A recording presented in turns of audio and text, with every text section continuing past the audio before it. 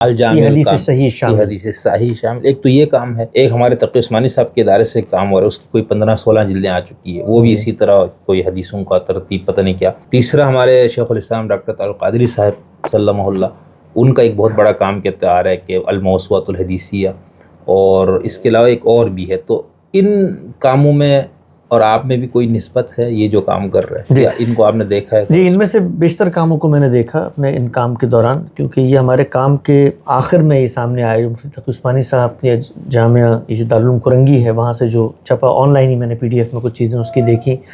اور اعظمی صاحب کا کام تو اس پورے ہمارے پروجیکٹ میں ابھی بھی زیر بحث ہے. طارق قادری صاحب کی جو کچھ چیزیں سامنے آئی ہیں وہ میں نے دیکھی ہیں. ان میں دو چیزوں کا ایک جوہری طور پہ فرق ہے. جو دارالعلوم کرنگی سے کام ہوا ہے وہ بیسیکلی کمپائلیشن کا کام ہے.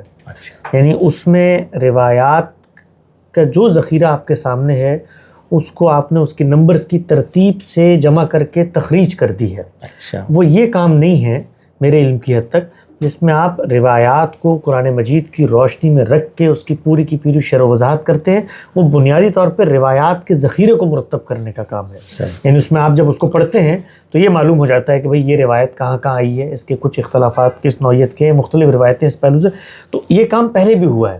یہ بڑے پیمانے پہ اس کو آپ کہتے ہیں نا، جدید جو آلات آئے ہیں ان کے ذریعے سے ذرا زیادہ سسٹمیٹکلی کمپائل ہو گیا. تو اس کے اندر تو مجھے کوئی یہ پہلو نہیں نظر آیا کہ حدیث کی کچھ شرح و وضاحت کی گئی ہے یا حدیث کو قرآن مجید کی روشنی میں رکھ کے بتایا گیا ہے یا کوئی جامع متن بنایا گیا. یہ اس طرح کا کام نہیں ہے. جو دوسرا کام ہے ہمارے اعظمی صاحب کا، یہ بڑا محققانہ کام ہے، بڑا گہرا کام ہے. اس میں بھی جو ان کا پورا کارپس ہے وہ موضوعات کے لحاظ سے احادیث کو جمع کرنے کا ہے اور نمائندہ جو روایات ہیں ان کو وہاں پہ لے کر آنے کا ہے. یعنی یہ تھوڑا سا منفرد کام ہے. اس میں ایسا نہیں ہے کہ انہوں نے صرف نمبرز کے ذریعے سب کچھ جمع کر کے بتا دیا، نہیں، بلکہ اس میں ایک انتخاب ہے ان کا. یعنی جب آپ ان کی کتاب کو دیکھتے ہیں، 13 جلدوں میں ہے وہ کتاب، تو اس میں ہر موضوع کی جو نمائندہ روایت ہے، یعنی وہ نہیں کہ ریپیٹیشن ہو رہی ہے، نمائندہ روایت کا بہت اچھا استقصاء انہوں نے کر دیا. اور ان کی کتاب بھی خود چونکہ باقی جتنے محققین ہیں اس پر مبنی ہے، تو ساتھ ساتھ ان کی کتاب میں حکم بھی لگا ہوا ہوتا ہے. یعنی وہ اپنے مطالعے کی حد تک اس روایت پر باقاعدہ سند کا حکم بیان کرتے ہیں. اگرچہ اس کے اندر ایک ٹیکنیکل سی چیز ہے، مثال کے طور پہ جس چیز کو وہ حسن قرار دیتے ہیں تو ہر جگہ پہ یہ تصریح نہیں ہوتی کہ یہ حسن لغیری ہے یا حسن لذاتی ہے. جو ہمارے یہاں ہوتا ہے نا کہ جب ایک حسن درجے سے بھی نیچے کی چیز ہے جس کو پھر مطابعات اور شواہد سے ملا کر آپ حسن لغیری ہی بن جاتی ہے اور وہ حسن کے درجے میں آپ اس کو پہنچاتے ہیں، تو وہ صراحت پانی ہوتی.